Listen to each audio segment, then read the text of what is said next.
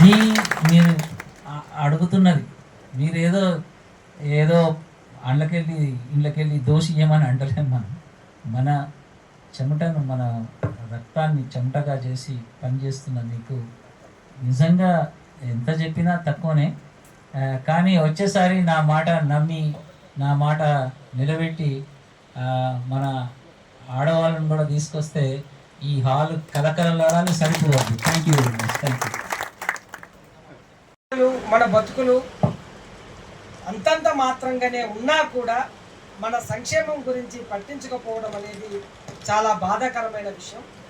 కాబట్టి మీరు ఖచ్చితంగానే పోరాటం చేయాలి. ఆ పోరాటం చేస్తే తప్ప అది సాధ్యం కాదు. కనుక ఈ పాలకులకు మీ మీద ప్రేమ ఉన్నది, జాలి ఉన్నది అని మీరు అనుకుంటే అది భ్రమ తప్ప మరొకటి కాదు. కాబట్టి మిత్రులారా, కార్మిక సోదరులారా, మన సామ్రాజ్యం అన్న, వెంకటరెడ్డి అన్న, రవణ వారి నాయకత్వంలో జరుగుతున్నటువంటి చిత్తశుద్ధి, త్యాగనిర్తి కలిగినటువంటి పోరాటానికి భారత నాస్తిక సమాజం మీ వెంబడి ఉంటుందని చెప్పేసి మీ అందరికీ మనవి చేస్తున్నాం. Thank you. సామ్రాజ్యం అన్న, కోదండరామ్ సార్, రవణ, వెంకటరెడ్డి, కార్మిక సోదరులకు అందరికీ సామాజిక ఉద్యమాభివందనాలు. లాల్ సలాం. నేను చెక్కిన నల్లరాయి దేవుడై ఊరేగబట్టే, నేను వేసిన ఓటుతోటి మంత్రిరై వాడు నన్ను మరిచే, వాడికి అడగకుండానే వరాలు, వాడికి అడుగడుగున దండాలు, దానికి కారణం అవుతున్న నేను నిమిత్త మాత్రం అంటాడు ఒక కవి. ఈ దేశంలో స్వాతంత్రం వచ్చి 78 సంవత్సరాలు దాటుతున్నా ఇంకా మేము కష్టపడుతున్నాం, చెమటోడుతున్నాం, మా రక్తాన్ని చెమటగా మారుస్తున్నాం. మా హక్కుల సంగతి ఏంటి, మా బతుకుల సంగతి ఏంటని అడుక్కున్న పరిస్థితి వచ్చింది అంటే ఈ దేశంలో పాలకులు ఉన్నారా, చచ్చారా అనేది ఒకసారి ఆలోచించండి.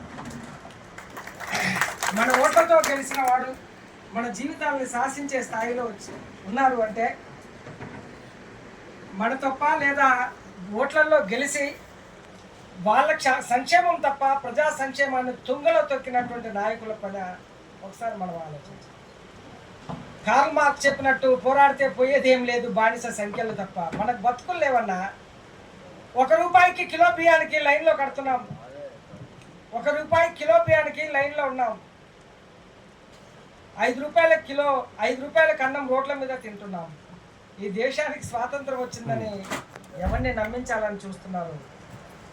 నవతరం, యువతరం కదిలితే మరో ఉప్పెన లేస్తుంది, ఇప్పుడు కదులుతుంది.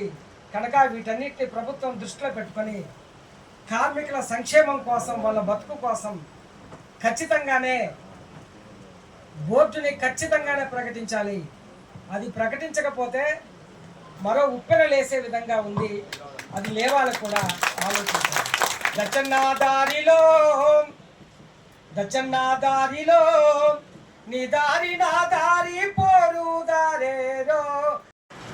వేదికను అలంకరించినటువంటి ప్రజలకు మరియు తెలంగాణ రాష్ట్ర అమలు కార్మిక సంఘం అధ్యక్షుడు గుంటే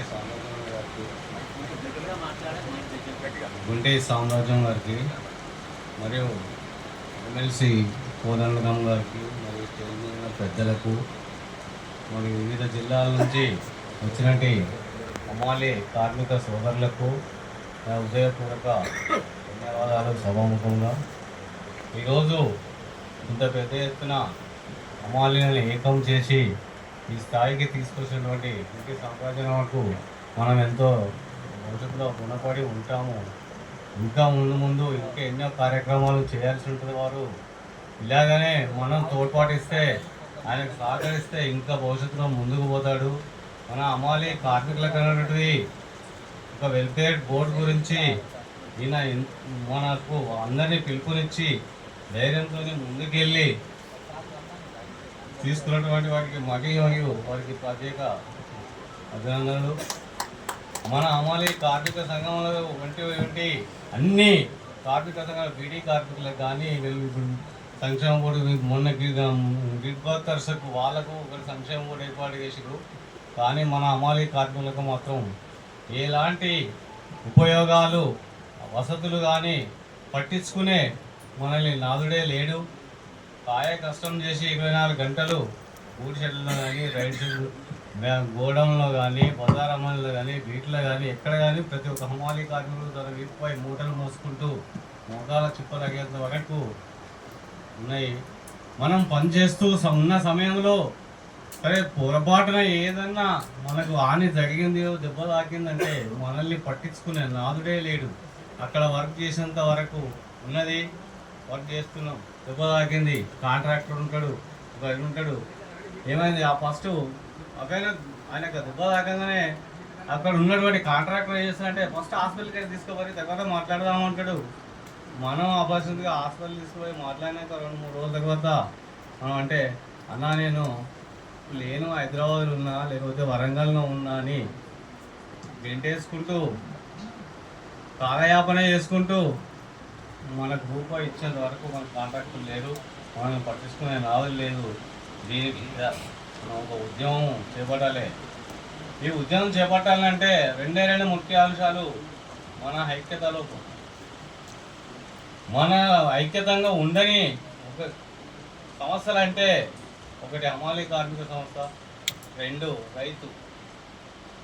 రైతు ఎప్పుడు చూడు ఏదైనా మీటింగ్ ఉందంటే బర్రెను చూస్తారు, గొర్రెలు చూస్తారు, నా మోటార్లు చూస్తారు.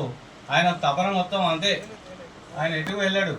ఇక మన హమాలీ కార్మికుల వరకు వస్తే మన గూడ్షెడ్లు వేసినా, బజార్లు వేసినా, గోడౌన్లు వేసినా అక్కడ 2 లారీలు ఉన్నాయి, ఎగుమతి దిగుమతి ఉన్నదంటే అన్న సామ్రాజ్యం అన్న మనం ఇలా బంద్ పెట్టాలి, మనం ఏందో సమస్య పరిష్కరించాలంటే నేనంట ఇలా సమస్య పరిష్కరిస్తే నువ్వు అలా ఆపుదామంటున్నావు. కానీ నాకు ఒక్కరోజు బంద్ పిలుపునిస్తే మనం ఐక్యతంగా ఉండి గవర్నమెంట్కు హమాలీ వర్కర్స్ పనితనం ఏంది, వాళ్ళు లేకపోతే ఎన్ని సమస్యలు ఆగిపోతాయి, ఎన్ని రవాణా సౌకర్యాలు ఆగిపోతాయి, ఎన్ని గాలులు ఆగిపోతాయి అని వాళ్ళకి అర్థమవుతుంది.